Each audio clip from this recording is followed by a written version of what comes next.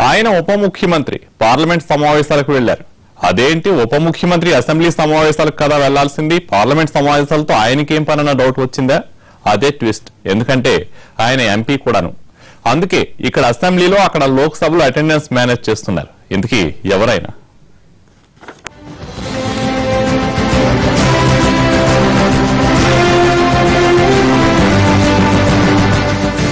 కడియం శ్రీహరి గత ఏడాది సార్వత్రిక ఎన్నికల్లో టీఆర్ఎస్ నుంచి వరంగల్ ఎంపీగా గెలిచారు.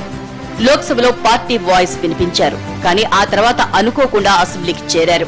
అవినీతి ఆరోపణలతో ఉప ముఖ్యమంత్రి రాజయ్యను బర్తరఫ్ చేసిన కేసీఆర్ కడియం శ్రీహరిని ఉప ముఖ్యమంత్రి కుర్చీలో కూర్చోబెట్టారు. వారం రోజులు గడిస్తే కడియం ఉప ముఖ్యమంత్రి పీఠమెక్కి 2 నెలలవుతుంది. కానీ ఇప్పటిదాకా ఆయన ఎంపీ పదవికి మాత్రం రాజీనామా చేయలేదు.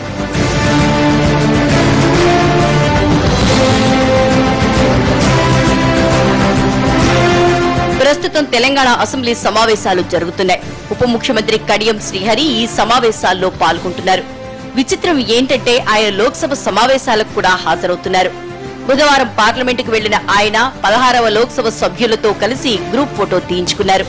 ఇలా ఒకే సమయంలో ఇటు అసెంబ్లీలో అటు లోక్సభలో హాజరవుతున్న నేత బహుశా దేశంలోనే ఇంకెవరూ లేరేమోనన్న సెటైర్లు విపక్షాల నుంచి వినిపిస్తున్నాయి. ఇప్పటికే కడియం ఎంపీ పదవికి రాజీనామా చేయలేదని ప్రతిపక్ష పార్టీలన్నీ గుర్రుగా ఉన్నాయి. ఇదే అంశంపై ఏకంగా రాష్ట్రపతికే ఫిర్యాదు చేశారు టీటీడీపీ నేతలు. రాజ్యాంగానికి విరుద్ధంగా కడియం 2 పదవుల్లో కొనసాగుతున్నారని కంప్లైంట్ ఇచ్చారు.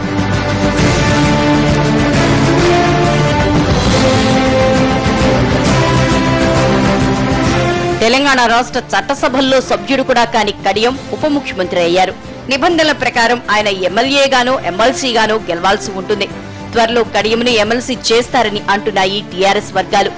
అయినా ఎమ్మెల్సీ నోటిఫికేషన్ వచ్చేదాకా ఎంపీగా ఉండాలని కడియం భావిస్తున్నారట. రాష్ట్ర మంత్రి అయినా 6 నెలలు ఎంపీగా ఉండొచ్చని కడియం అనుకుంటున్నారట. ఏది ఏమైనా ఒకేసారి అటు అసెంబ్లీ ఇటు పార్లమెంట్ సమావేశాలని కడియం ఏకకాలంలో కవర్ చేయటమే హాట్ టాపిక్.